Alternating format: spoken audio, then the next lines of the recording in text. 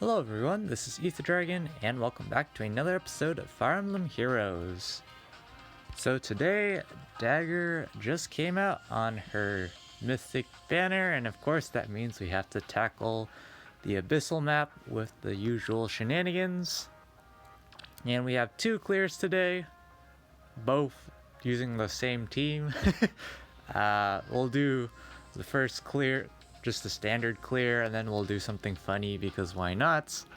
So here we're running Heavy Blade on Nino with Dragon Fang to just spam them out.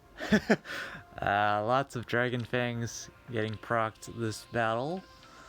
And we're running Legendary Zero with front-loaded tactics. Adult Tiki with Res Tactic for just max front-loaded buffs, as we'll see is relevant for turn 1 and is basically irrelevant later on. And we're running Speed Refine Light Breath, so we can get some speed on Adult Tiki, and running Steady Breath QR Bonfire just to pick up some important one-round KOs where we need them.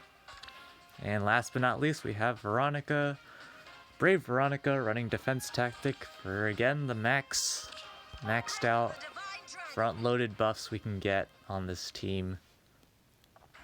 So, it's a pretty straightforward Mythic hero battle. Of course, Pathfinder is quite annoying, and there's definitely some shenanigans that go on with this map. But we're going to start out here by taking out the Sword Fighter. It was only possible because we front-loaded all our buffs in. And Brave Veronica also buffing with Leaf Scalp is quite useful here.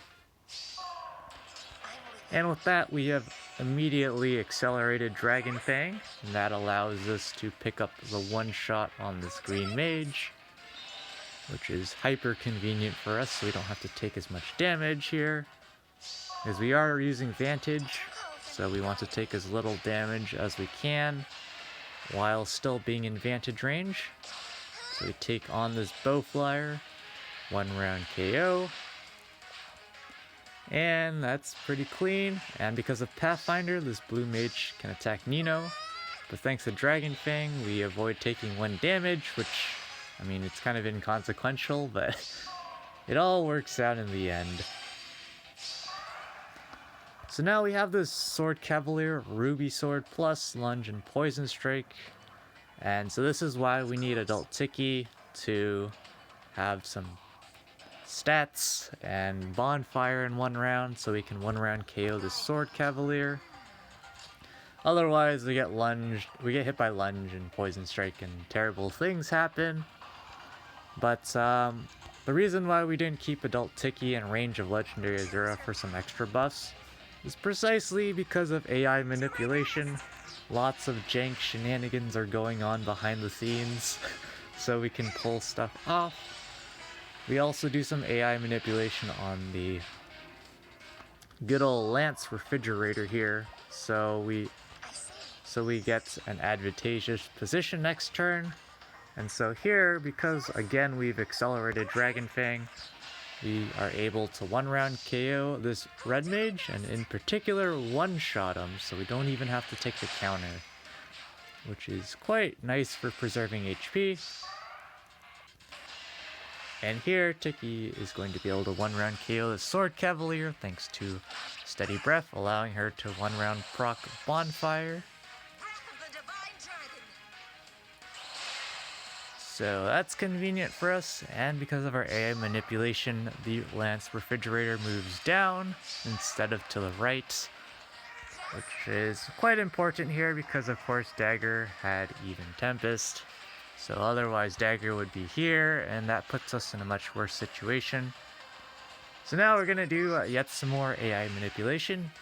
We're going to not kill this Lance Knight, which is possible because this Lance Knight happens to be running Deflect Magic. That's not Deflect Magic. There's also Defense Res Near Save, which is quite annoying for some other teams, but for this team, Nino is mostly the one chunking, so the Near Save doesn't really do much. But by doing this, we can force the healer, the Troubadour, to not attack our units because she can't kill anyone. And we force her to heal the Lance Knight, so Azura and Brave Veronica can avoid getting hit, which is part of our meme challenge. Bit of lag there, but have the Lance Knight getting Vantage killed by the Lance Knight, by Nino. I'm so brain dead. And because of Dragonfang's auto acceleration by Heavy Blade, we are able to one-shot this blue Cavalier without taking any damage.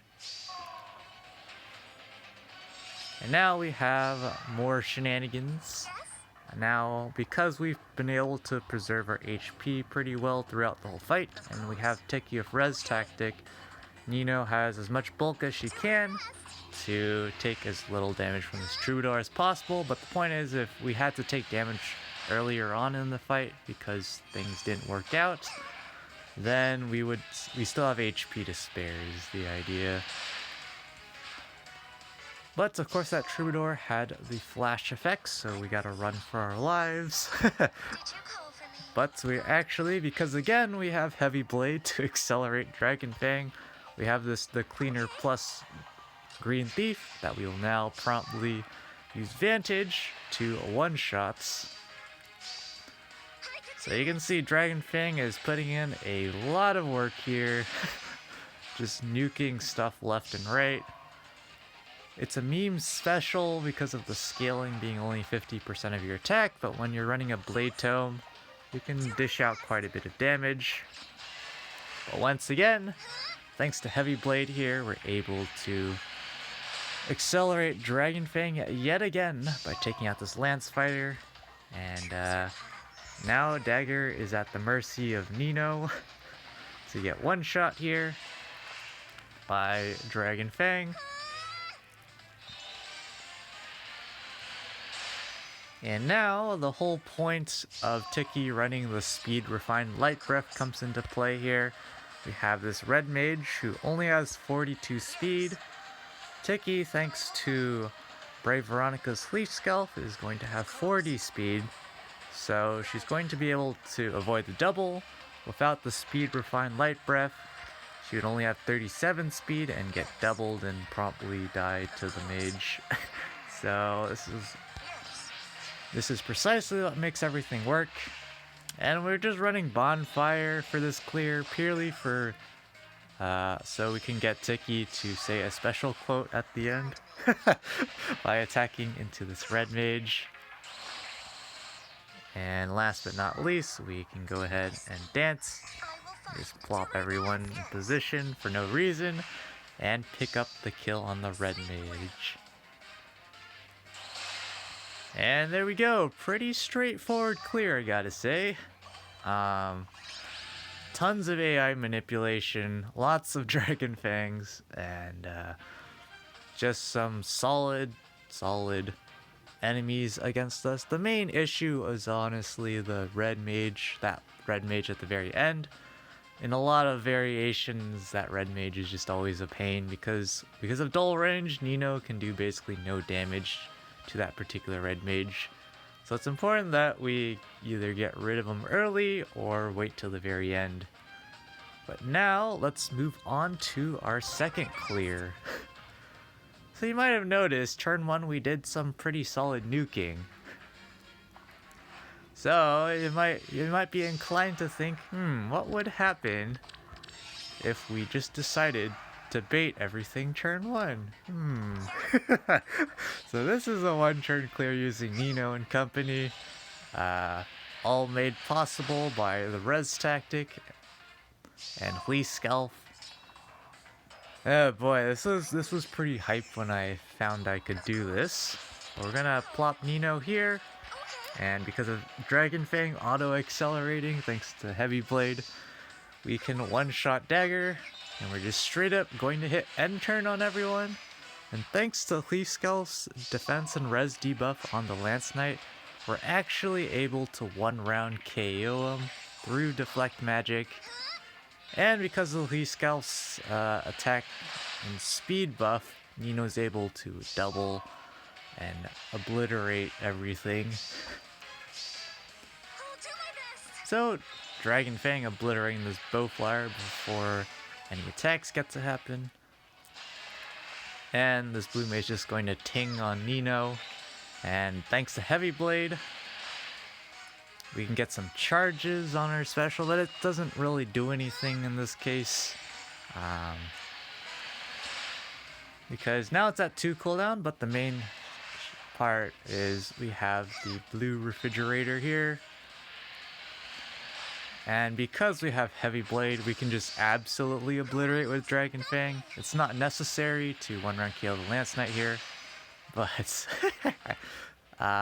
because of Vantage, we are able to avoid the Deflect magic, but even if there was Deflect magic, we still would be able to kill there. So, very, very fun clear there. But that's going to be it for this episode. Thanks for watching. As always, this is Ether Dragon, and hope to see you all next time. Bye.